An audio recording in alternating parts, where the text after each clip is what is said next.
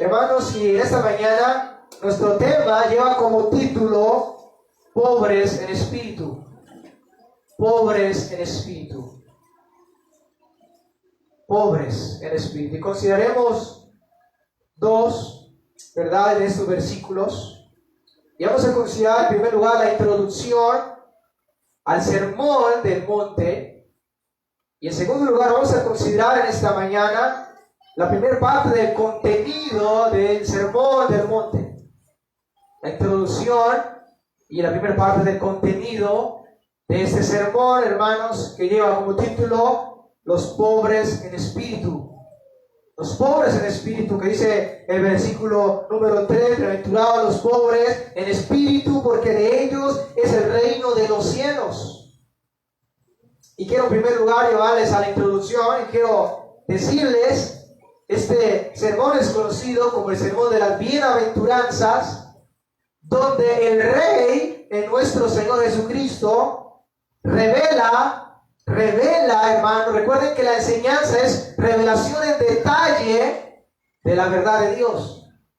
Ya considerábamos que es la predicación y que es la enseñanza. La enseñanza generalmente llevada por un maestro, por un rabino, y es llevada en un lugar más privado, donde se expone de una manera detallada las verdades, en este caso divinas.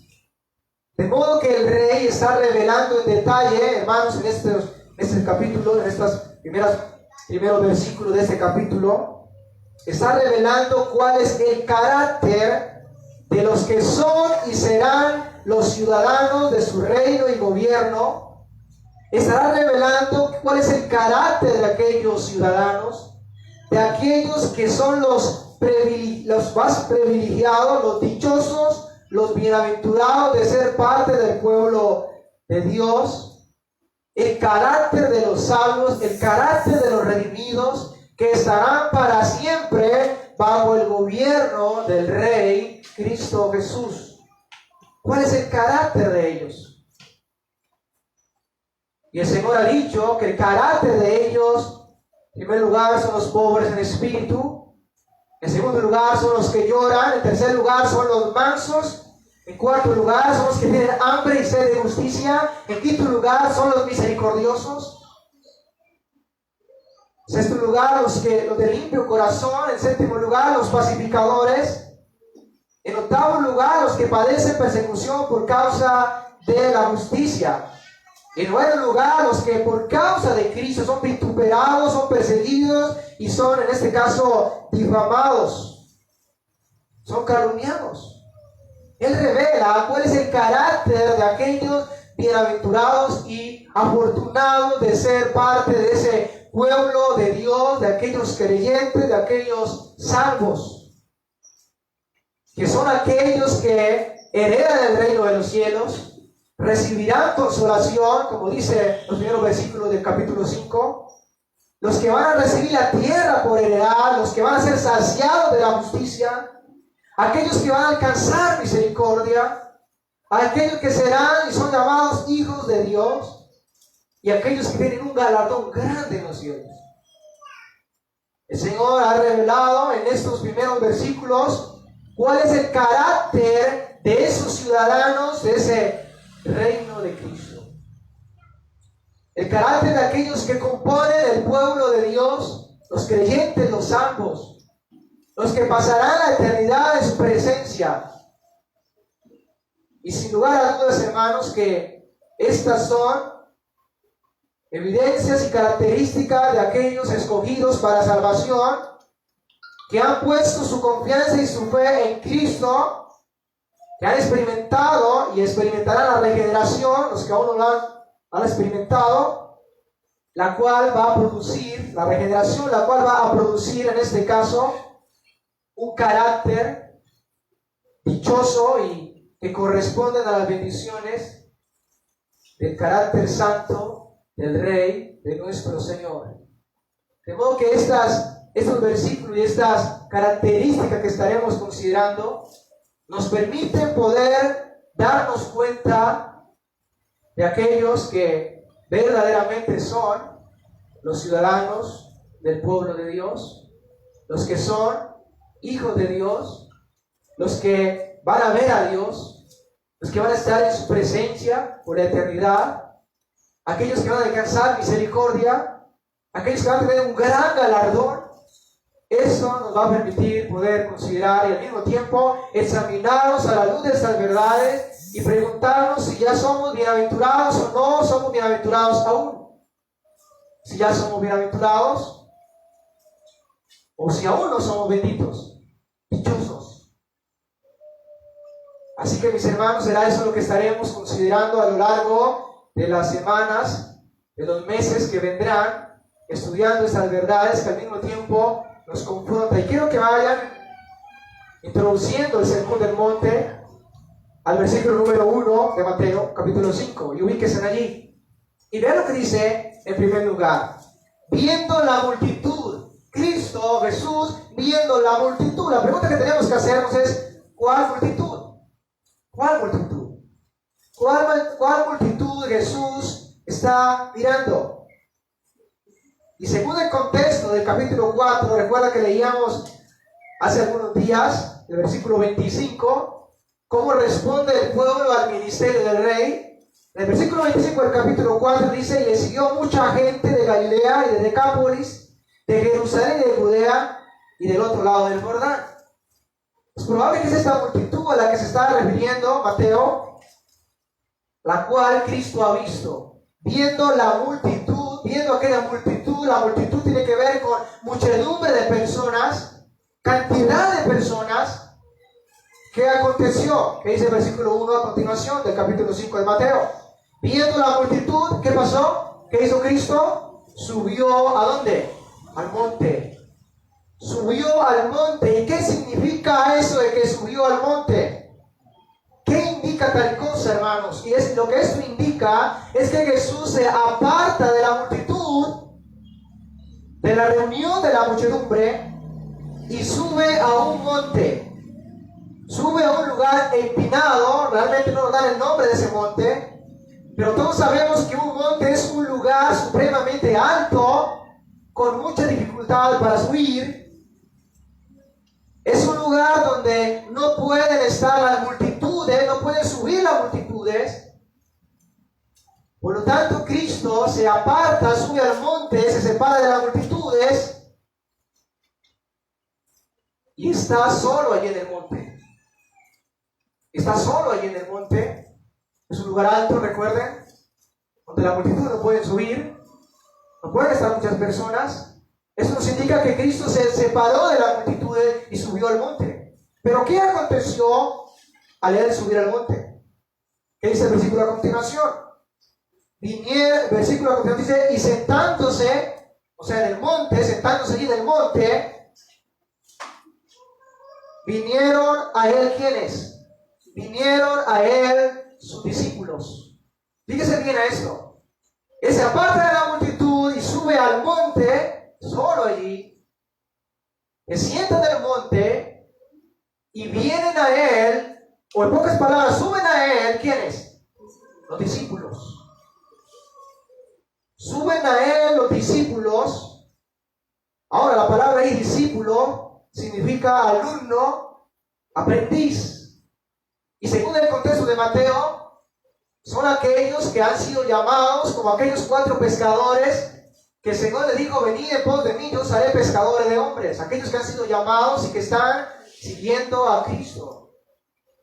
Todos los que han sido llamados. Estos discípulos vienen a Cristo. Él está sentado y les decía en las enseñanzas anteriores que la posición de un maestro al enseñar era que él, ¿qué? Se sentaba, ¿cierto? Se sentaba. Y los discípulos y los aprendices, los alumnos estaban allí a los pies de su maestro y recibían la instrucción y la enseñanza. Esos son los discípulos que se han acercado al maestro que está allí sentado y está allí para enseñarles, porque es lo que dice a continuación, dice el versículo número 2, y abriendo su boca les que él está allí sentado como el maestro que les va a instruir, que les va a enseñar, que les va a impartir la revelación de Dios en detalle. Ellos están allí.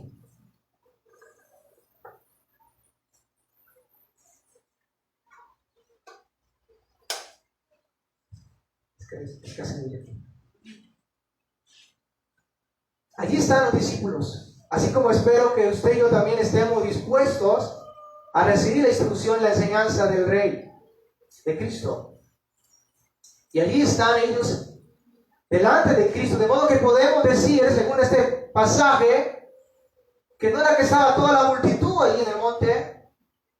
Los discípulos han ido a Cristo que está allí sentado, han venido a Él, y Él abre su boca, según el versículo 2, abriendo su boca les enseñaba, les empezó a enseñar, a dar enseñanza en detalle, diciendo, y ahora sí vamos a entrar, hermanos, al contenido, a la primera parte del contenido del sermón.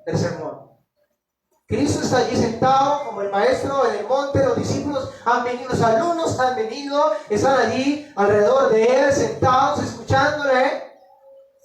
Están expuestos a la predicación, a la enseñanza, del maestro. Así como están ustedes en esta mañana, así estaban allí los discípulos en aquel monte y Cristo sentado y ellos allí dispuestos.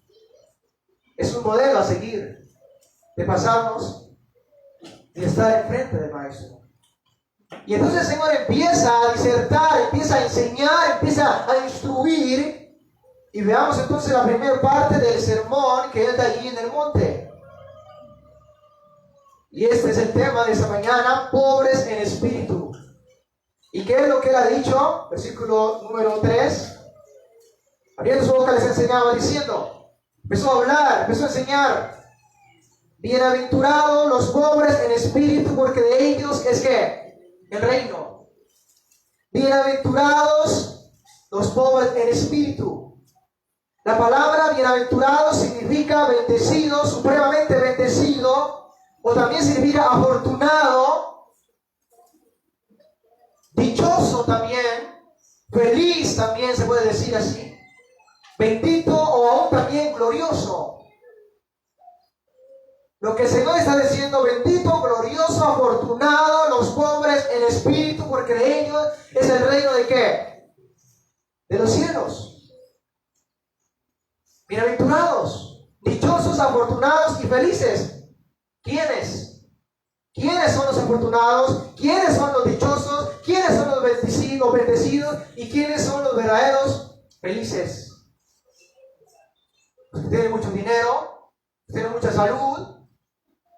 No, ¿qué dice el versículo? Los pobres, ¿qué?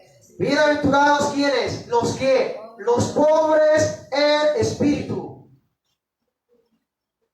Ahora bien, ¿qué es un pobre? Definamos lo que significa ser pobre para que podamos de esa manera comprender el significado de ese versículo. Y la palabra pobre en el idioma griego original significa un mendigo, un pordiosero, un pobre que vive de la mendicidad absoluta o pública. Es decir, es una referencia a una persona, hablando en términos aquí físico-materiales, es una persona que es un indigente, un pobre mendigo que está buscando su pan, clamando por su pan todos los días. Es aquel que carece de los medios necesarios para su sostenimiento, es aquel que tiene que mendigar, suplicar su pan. No tiene las capacidades para satisfacer sus necesidades por sí mismo, sino que necesita de que otro satisfaga, en este caso, sus necesidades. Ese es un pobre. Una persona que tiene que mendigar y suplicar su pan, no tiene las capacidades para él poder suplir su necesidad, sino que depende de que otras personas, en este caso, puedan satisfacer sus necesidades. Ese es un pobre. Así que si de pronto usted no tiene un concepto claro de lo que es pobre, y de pronto usted dice, yo soy un pobre, hablando de términos materiales, pero tienes que comer, tienes un trabajo, tienes donde vivir, realmente no estás entendiendo el significado de esa palabra pobre, que tiene que ver con mendicidad. Tienes que clamar y rogar a otros porque le den el pan. No tiene absolutamente nada en sí para poder obtener y satisfacer sus necesidades. Es eso lo que significa pobres. Pero la pregunta es, ¿pero son pobres materialmente? Lo que este pasaje está diciendo, está enseñando, lo que Jesús está diciendo es que los pobres materialmente son los que son dichosos y bienaventurados, y que de ellos es el reino, es decir, serán miembros del gobierno de Cristo, de su pueblo en quien Él reina.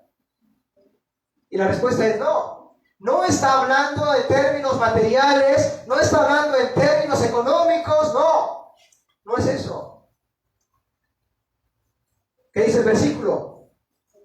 Bienaventurados los pobres, ¿pero qué? Los pobres, no dice los pobres materialmente, los pobres en espíritu.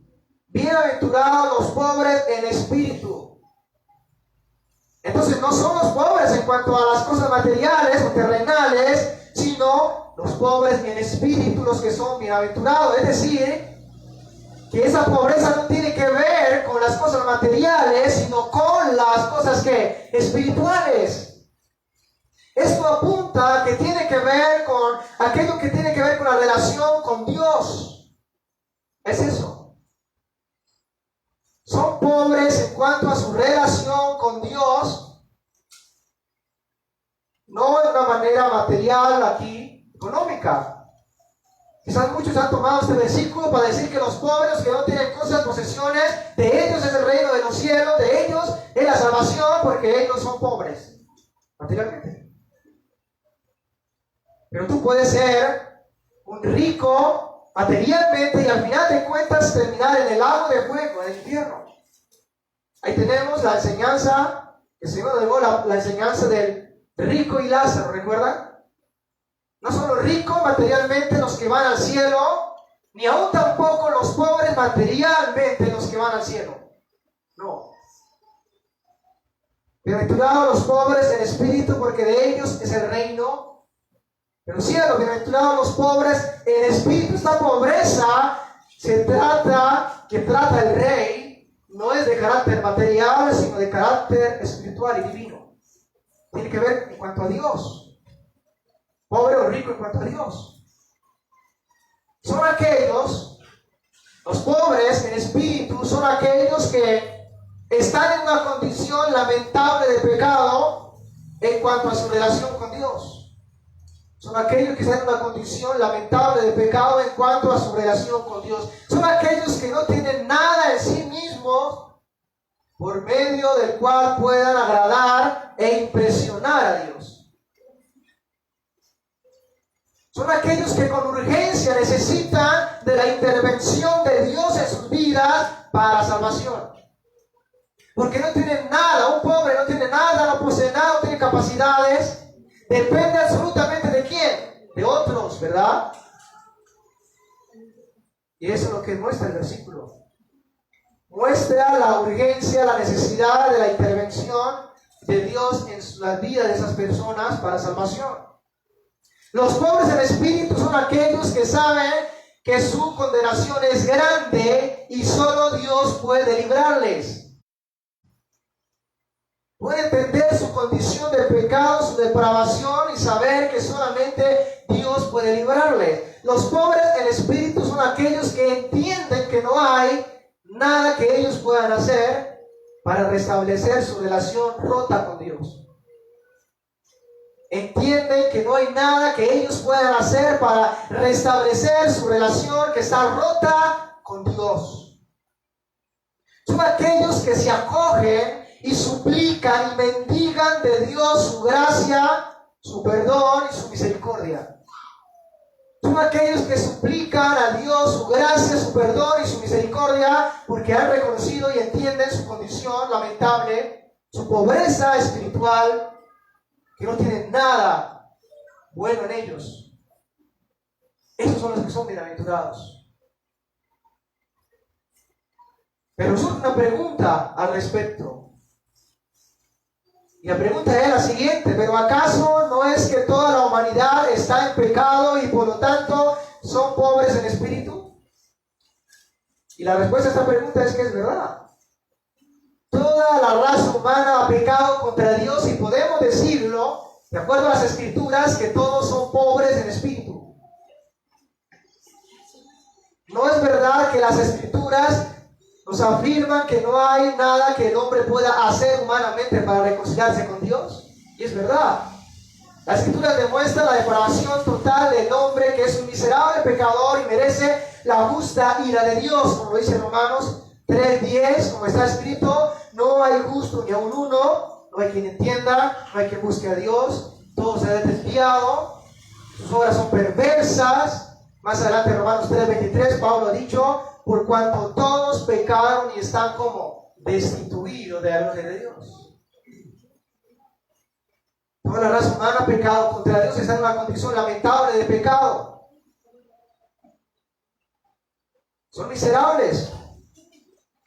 Por naturaleza, debido a las obras perversas, somos por naturaleza enemigos de Dios y somos merecedores de la condenación de parte de Dios. Todos podemos decirlo, que estamos muertos espiritualmente, separados de Dios, enemigos de Dios. Podemos decir que toda la raza humana, desde Adán en adelante, es pobre en espíritu. Pero ahora surge otra pregunta. Entonces toda la humanidad es afortunada, y lo que Jesús está diciendo aquí es que los que son depravados y perversos son personas dichosas, felices, y de ellos es el reino. ¿Estos son los afortunados? ¿Está diciendo Jesús que el hecho de ser pobres espiritualmente nos hace benditos o nos hace dichosos? ¿Está Jesús diciendo que la muerte espiritual es algo bueno? Entonces, ya que él ha dicho que bienaventurados los pobres en espíritu. ¿Por qué Jesús no dijo bienaventurados los ricos en espíritu? Porque él no es el reino. ¿Por qué lo dijo así? ¿Y por qué digo lo contrario? Dichosos y bienaventurados son los pobres en espíritu, los que están en una condición lamentable en cuanto a Dios. ¿Y por qué lo digo lo contrario? En primer lugar, no hay ricos espiritualmente, por naturaleza. Todos han pecado contra Dios, pero aquí nos lleva a que pensemos si es que Cristo está aprobando de que la condición de pecado y de depravación de todo ser humano por naturaleza es algo bueno. Y claramente que según el contexto y todo lo que la Biblia revela, no es el punto. Jesús no está diciendo que el hecho de que estemos en una condición de pecado y seamos pobres en espíritu no significa que eso es lo mejor.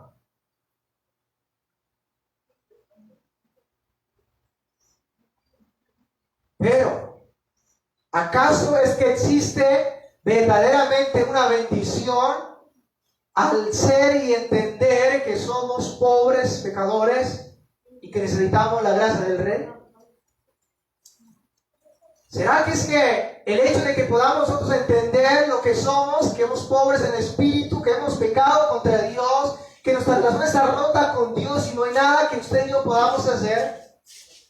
¿Será que existe alguna bendición en ello? Y es a eso a lo que Jesús está refiriéndose cuando dice bienaventurados los pobres en espíritu, porque ellos es el reino.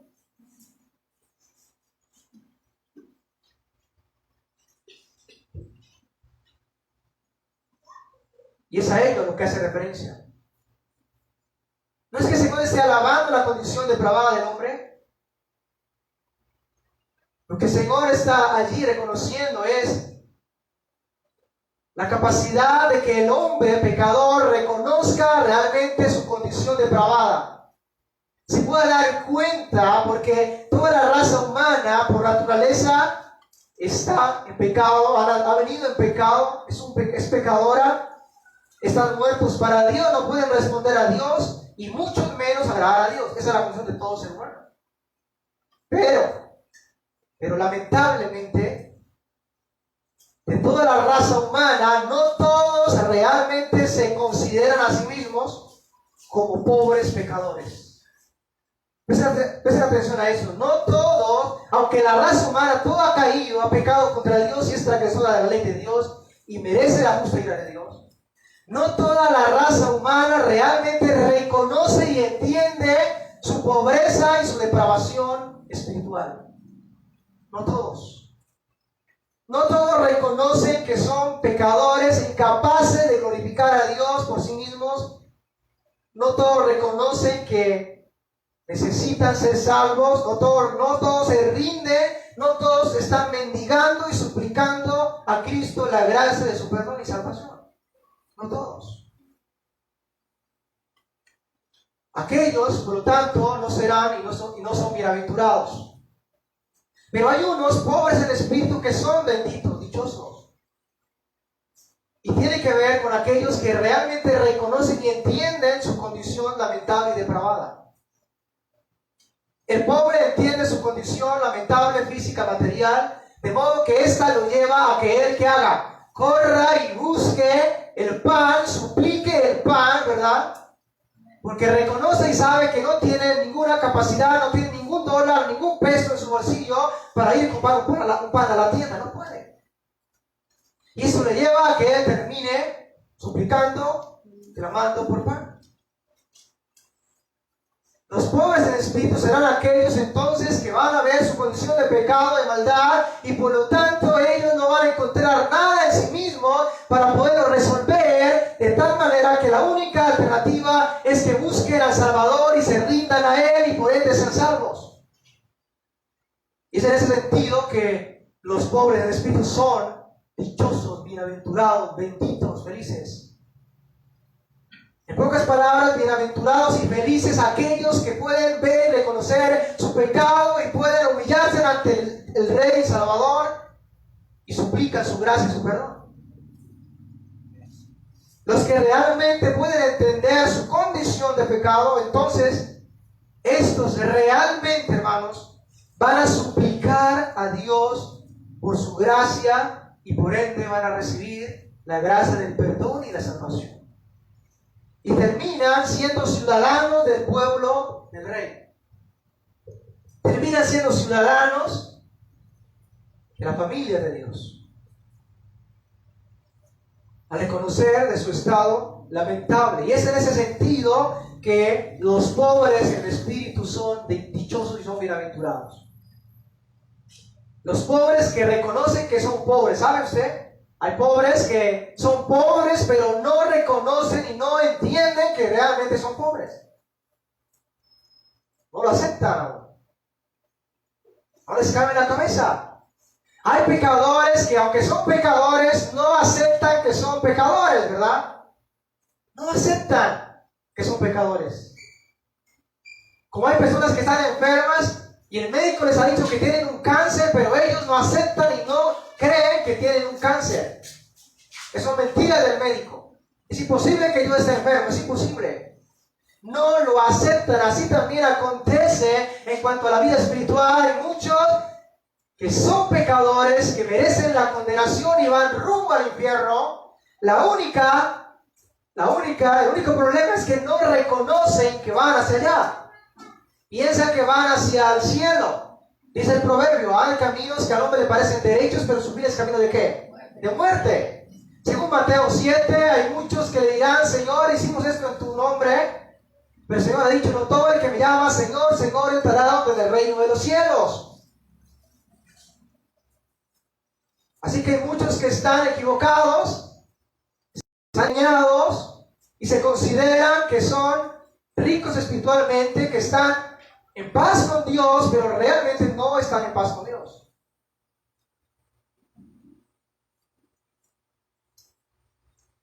Y hay una parábola que quiero llevarles, que nos va a ilustrar este punto para que lo entendamos. Lucas capítulo 18, vamos allí a Lucas capítulo 18. Lucas capítulo número 18. Esa parábola nos va a ilustrar lo que es un pobre en espíritu y lo que es un pobre en espíritu, pero que realmente no es bienaventurado y dichoso. Vamos a ver el ejemplo de dos pobres en espíritu, solo que uno es bienaventurado y otro no es bienaventurado. Está bajo maldición. Bajo maldición. Lucas capítulo 18, versículo 9. Vamos allí todos, hermanos. Y ve lo que dice este pasaje, esta parábola, que nos ilustra este punto de una manera impresionante. A unos que confiaban en sí mismos como ¿qué? Como justos y menospreciaban a los otros, dijo esta parábola. Fíjese bien, hay unos que confían en sí mismos como justos, ¿verdad? Creen que son justos y menosprecian a otros. Y vamos a ver lo que dice esta parábola, hermanos. Lucas 18, versículo 10.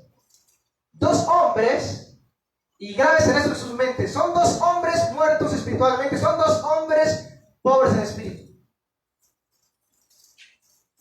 Dos hombres subieron al templo a orar. Uno era fariseo, que como todos sabemos eran muy rígidos, apegados a las leyes, pero no era más sino una hipocresía. Y el otro era un publicano, recaudador de impuestos, personas menospreciadas por el pueblo porque ellos servían a los romanos y todos los odiaban porque tenían que ir a pagar los impuestos a aquellos publicanos. Los dos están allí en el templo y van a orar. Verso 11. El fariseo, puesto en pie, oraba consigo mismo de esta manera. ¿Cómo oraba él? Bueno, Dios, te doy gracias porque no soy como los otros hombres. No soy ladrón, no soy injusto, ni adúltero, ni aún como este publicano miserable que está a mi lado. Es lo que este fariseo está diciendo en la oración. Verso 12. Él sigue diciendo en su oración: ayuno 2 veces a la semana, ayuno 2 veces a la semana y doy diezmo de todo lo que gano. Soy muy fiel en el diezmo, soy muy fiel en el ayuno. Y termina su oración. Ahora bien, la oración del otro, versículo 13. Mas el publicano, estando lejos, no quería ni aún alzar los ojos al cielo. No se consideraba ni siquiera digno de levantar los ojos al cielo,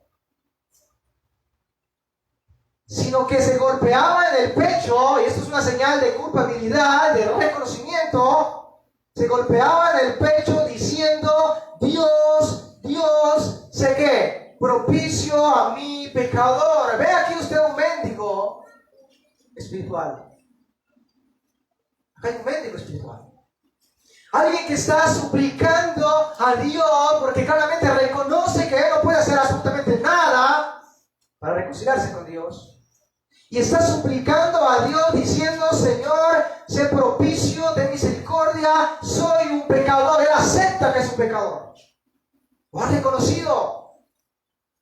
El fariseo no lo ha reconocido. Él está alabándose de no ser un pecador, pero no lo ha reconocido.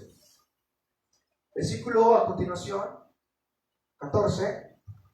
Os digo, dice Jesús, os digo que es decir, el publicano, el que está golpeándose del pecho, os digo que descendió a su casa justificado, declarado inocente o perdonado, antes que ¿quién? Que el otro. ¿Cuál es el otro? El fariseo. El que dijo que no era ladrón, que no era un adúltero y que no era como ese publicano. El que estaba declarando y pensando que era justo. ¿Qué nos muestra este versículo?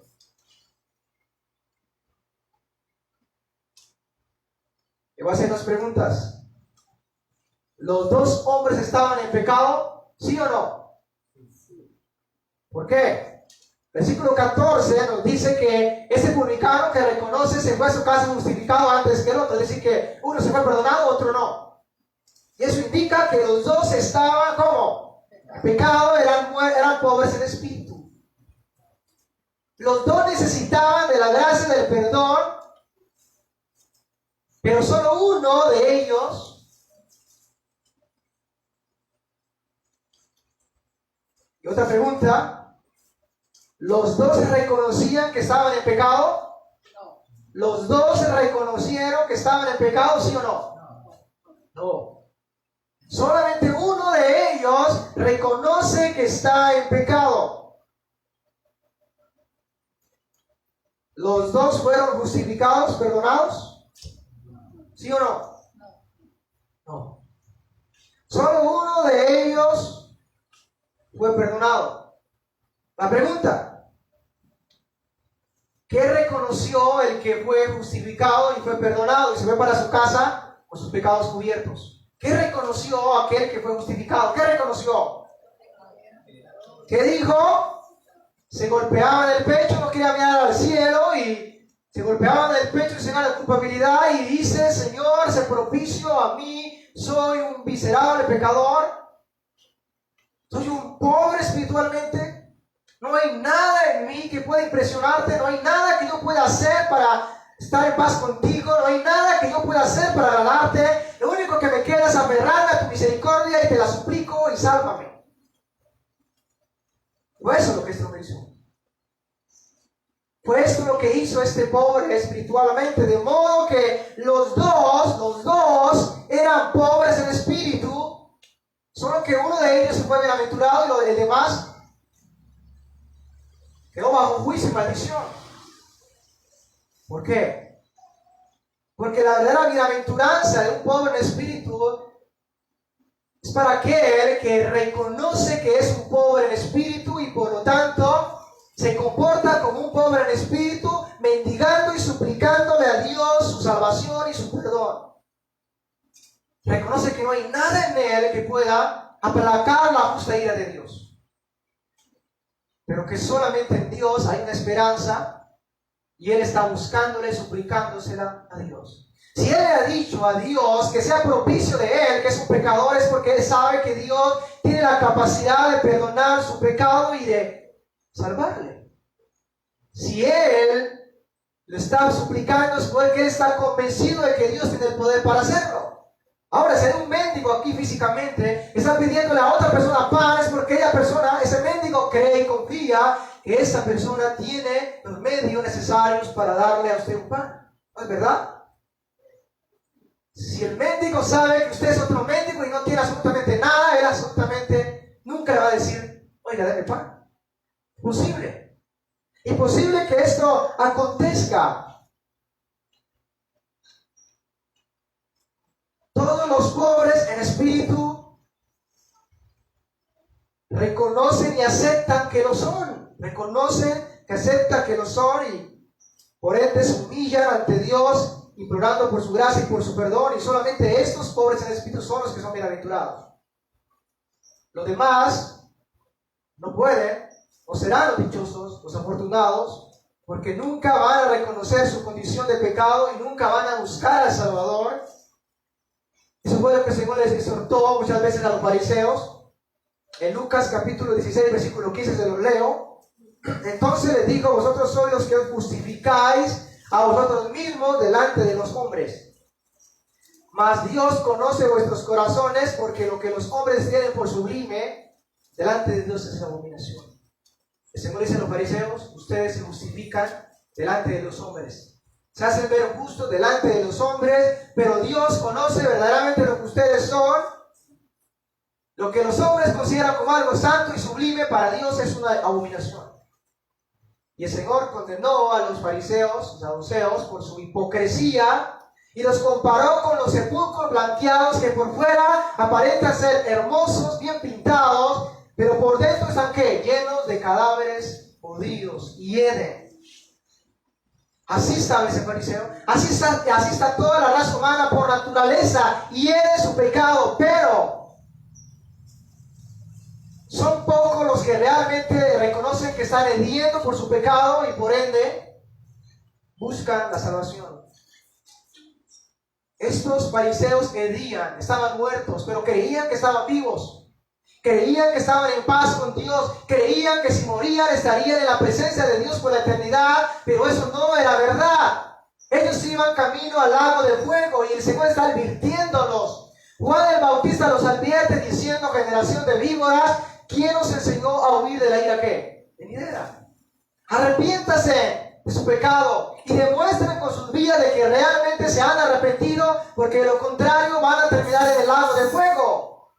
Ese será su fin. No piensen que por el hecho de que son descendientes, hijos de Abraham según la carne, no piensen que por ello el tiquete al cielo está ya ganado. No. Deben arrepentirse y creer y confiar en aquel que viene después de mí, dice Juan, el cual nos da el Espíritu Santo, le va a regenerar y también va a castigar al pecador.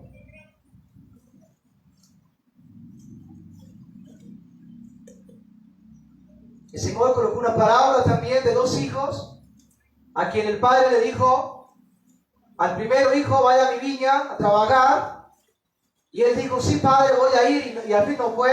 Y después le dijo a otro hijo, oye hijo, vaya a la viña, y él dijo, no, no voy, pero después arrepentido, él fue a la viña a trabajar. Y el Señor le hace una pregunta, ¿cuál de los hijos hizo la voluntad de su padre? Está en Mateo 21:31. Y entonces ellos dijeron, los fariseos dijeron, el primero de ellos, el que dijo que no iba, pero al fin terminó arrepentido y terminó yendo a obedecer a su padre. Entonces Jesús les dijo lo siguiente, presten atención a esto. Jesús les dijo, de cierto os digo que los publicanos y las rameras, las prostitutas, van delante de vosotros al reino de Dios, van primero. Y dice, ¿por qué? Porque vino a vosotros Juan el Bautista en camino de justicia y no le creísteis, pero los publicanos y las rameras le creyeron, y vosotros viendo esto no os arrepentís después para creerle.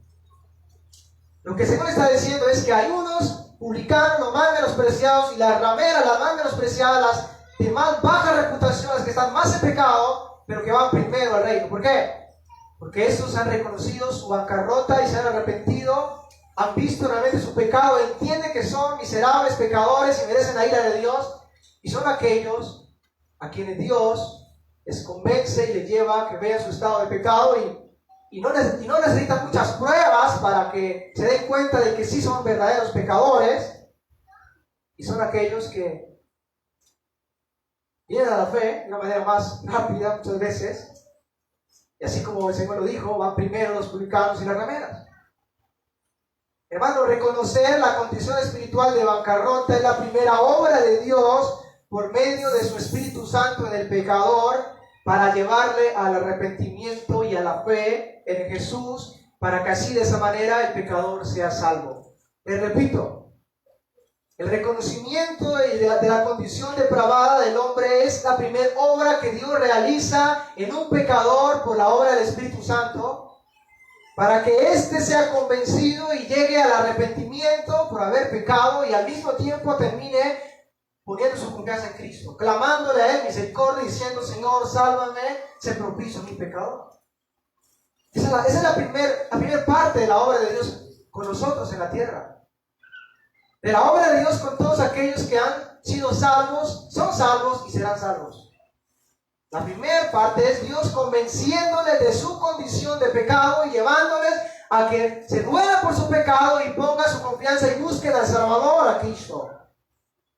Jesús dijo que cuando el Espíritu Santo viniera, según San Juan 16:8 dice, el Espíritu Santo convencerá al mundo ¿de qué? Hermanos, el mundo necesita estar convencido ¿de qué? De pecado.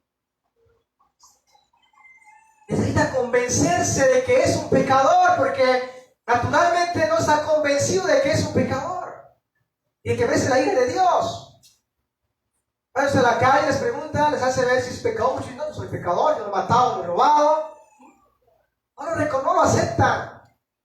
Pero la obra del Espíritu Santo, según Cristo, es que Él va a convencer a quienes, al mundo de qué? El pecado. Los va a convencer de que ellos son pecadores. Porque lo primero que se requiere es que el pecador sea convencido de que es un pobre en espíritu, de que está mal con Dios, para que de esa manera vea la necesidad de ¿quién? De un Salvador. Si usted no reconoce que está en peligro, jamás vas a buscar auxilio, jamás vas a clamar por socorro, ¿verdad? Jamás lo va a hacer. Pero si tú reconoces que estás en peligro, entonces tú vas a invocar, vas a clamar, vas a pedir auxilio, vas a llamar a los bomberos, la policía, porque reconoce su estado lamentable. Vas a pedir auxilio y puede llegar al auxilio. Y puede ser salvo, libre. Todo verdadero cristiano ha entendido que ha pecado contra Dios y es merecedor de su ira y se ha rendido a su misericordia y la ha alcanzado. Ningún pecador que no reconozca su condición de pecado, presten atención a esto, ningún pecador que no reconozca su condición de pecado y se arrepienta jamás podrá venir a Cristo en arrepentimiento y fe y ser perdonado. Jamás. Jamás va a venir en arrepentimiento y en fe a Cristo para ser perdonado. Jamás. Jamás va a acontecer tal cosa. Jamás. Ninguna persona que, por ejemplo, considera que su cuerpo está sano, ninguna persona que considera que su cuerpo está sano, jamás buscará a un médico. Jamás buscará una medicina, porque para él no necesita un médico. Él no necesita ¿qué? Una medicina. ¿Para qué? Si es que yo estoy sano, yo estoy bien. Él jamás va a implorar y va a buscar un médico y una medicina, jamás. La va a menospreciar. Si a esta persona que se considera sana le ofrecen una quimioterapia a buen precio, él va a decir, ¿para qué la quiero? Si yo estoy sano. Pero si a esa persona se le demuestra de que sí, de que está grave, tiene un cáncer terminal y que le quedan pocos días y que la única esperanza es la quimioterapia, y él se convence verdaderamente de ello y le cree al médico, la evidencia, entonces él va a suplicar y va a agradecer la oferta de una quimioterapia. De lo contrario, él la va a rechazar. Solo aquel que está convencido de su enfermedad es aquel que va a buscar el médico y por ende va a buscar la medicina. Y Cristo vino especialmente al mundo a vivir y a morir para que porque nosotros necesitamos la salvación con urgencia. Por eso Él vino, por eso Él fue a la cruz. Porque Él sabe que necesitamos la salvación con urgencia, porque Él conoce de que estamos en bancarrota y somos pobres en espíritu, y que la única esperanza está en Él y en su sacrificio. Por eso Él se entregó. Eso le dijo a los fariseos cuando lo acusaron de que Él estaba comiendo con publicanos y pecadores. Él les dijo, los sanos no necesitan ¿de qué? De médicos, sino los enfermos. Y Él dijo, no he venido a llamar a justos, sino a pecadores, ¿a qué? Al arrepentimiento. No es que hayan sanos, sino que hay personas que piensan que son sanas, como ese fariseo, pero realmente no lo son. Él ha venido a buscar, a llamar a perdidos, pecadores, al arrepentimiento. Esa es su obra en la cruz. Salvar a pecadores. No salvar a justos, porque no hay ninguno. Pero sí hay muchos que sí creen que son justos, pero no lo son. La pregunta que debes hacerte en esta mañana es, ¿has reconocido tu condición de pecado? ¿Te has humillado ante Dios? ¿Has puesto tu confianza en Cristo para tu salvación? ¿Sigues dependiendo de la obra y de la persona de Cristo para tu salvación? Si eso ha pasado, entonces eres bienaventurado y eres y serás ciudadano del reino de Cristo. Eres salvo, entonces, si eso ha pasado en tu vida. Si ha habido un punto en tu vida en que tú has reconocido que realmente estás mal, que realmente estás grave y has ofendido a Dios y mereces la ira de Dios. Pero este reconocimiento te ha llevado, por medio del Espíritu Santo, Dios te ha llevado a que tú te arrepientas y a que busques auxilio en Cristo. Y si eso ha pasado, es seguro que el auxilio vendrá. Porque el Señor dijo que todo aquel que Él fuera, no lo echaba fuera. Él antes llamó, venid a mí los trabajados y cargados, yo os haré descansar. Él mandó al arrepentimiento, Él mandó a la fe en Cristo. Él mandó. Pero si tú no has reconocido tu condición de pecado, jamás te has humillado ante Dios, jamás has puesto tu confianza en Cristo, jamás has reconocido que tú necesitas de Él para tu salvación, que no hay nada que tú puedas hacer, que tus buenas obras, que aún la obediencia a los mandamientos de Dios jamás te podrán salvar. Si tú has reconocido ello y reconoces que solo Él te puede salvar, si eso no lo has reconocido, Le pido al Señor que lo puedas reconocer hoy. Puedas reconocer que tú necesitas de Él para la salvación. No vas a poder hacer nada tú mismo. Tú eres un pobre espiritualmente. Eres un pecador y mereces la justa ira de Dios. La única alternativa, la única esperanza es que te rindas a Cristo y te humilles ante Él y supliques por su perdón, como el publicano dijo, sé propicio a mi pecador. Es la única esperanza que tiene, no tiene otra alternativa.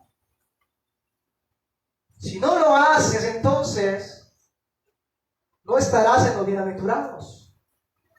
El reino de los cielos no es el reino tuyo. Por lo tanto, si no te has humillado, debes reconocer que eres un vil pecador, porque eso es lo que la Biblia dice que eres, que somos por naturaleza.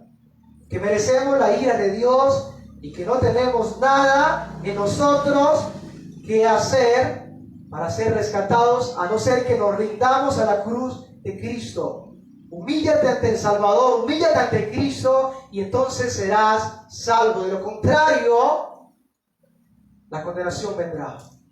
Jesús dijo, y predicad este evangelio a toda criatura. El evangelio se trata acerca de la persona de Cristo y su obra para salvación. Vayan y prediquen este evangelio a toda criatura. El que crea esa verdad y se bautice, confiese y crea que la obra de Cristo es suficiente para su salvación, todo aquel que esto haga será ¿qué? Salvo. Mas el que no creyere, ¿qué dice? Será condenado. Los que no reconocen su condición de pecado y por lo tanto nunca buscan a Cristo, no se arrepienten de sus pecados por ello y confían en Cristo, solamente la condenación justamente será de ellos. Espero que los que estemos aquí ya estemos en los bienaventurados y los que no están lo puedan estar. Sepas que necesitas estar entre los bienaventurados. Necesitas reconocer que eres un pobre espiritualmente y que debes humillarte, debes clamar, como el mendigo clama por su pan. Clama invocando su nombre, porque ha dicho el Señor que todo aquel que invocare el nombre del Señor será ¿qué? Salvo. Aquel que le invoca, aquel que le clama, aquel que le suplica, aquel que se rinde ante Él. Aquel que dijo como Pablo, ¿qué quieres que haga? Señor, aquí estoy rendido. Convencido de que soy un perseguidor, un perverso, convencido. Y así de esa manera el hombre es salvo. Entonces, que todos podamos ser bienaventurados. En espíritu, bienaventurados por haber reconocido nuestra pobreza espiritual, y solo de ellos es el reino de los cielos. Oremos. Padre, te damos gracias por habernos dado esta oportunidad de poder exponernos a tu palabra y poder ver la condición natural y pecaminosa de todo ser humano. Permita que aquellos que no han podido reconocer su pobreza espiritual, su depravación, puedan verlo, Señor. Pero puedan ver sus pecados con una esperanza gloriosa en tu Hijo Jesucristo. Y puedan venir en arrepentimiento y fe ante tu Hijo Cristo Jesús. Se arrepientan de sus pecados. Y pongan su confianza en aquel que vivió, murió y resucitó y ascendió al cielo y intercede a favor de todos los creyentes. Para que podamos decir, como dijo Pablo, ninguna condenación hay para los que están en Cristo Jesús. Los que no andan conforme a la carne, sino conforme al Espíritu Santo de Dios. Oh Señor, te pido por aquellos que no te conocen, que aún no han visto la pudredumbre de sus vidas, la depravación y los retos que son interiormente. Haz que se den cuenta. Haz que puedan ver lo que son. Haz que puedan ver que están hediendo. Pero haz que vean a la cruz de Cristo. Haz que vean a tu Hijo Jesucristo como la única esperanza. Convénzales con tu Espíritu Santo, Señor. Es la obra de tu Espíritu. Convencer de pecado.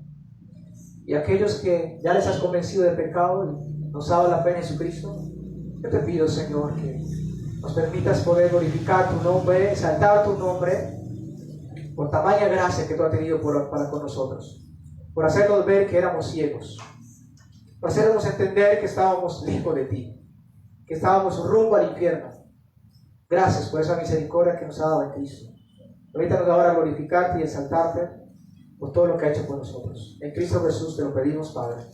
Amén.